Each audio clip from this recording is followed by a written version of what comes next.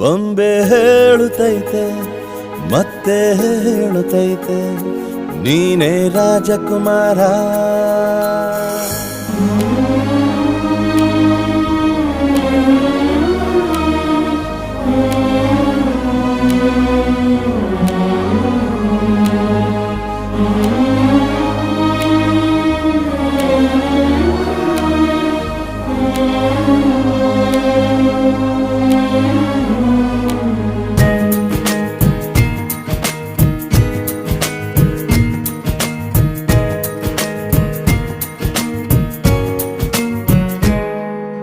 ತಾನೇ ಉರಿದು ಮನೆಗೆ ಬೆಳಕು ಕೊಡುವ ದೀಪವಿದು, ನಂದ ದೀಪವೇ ಇದು.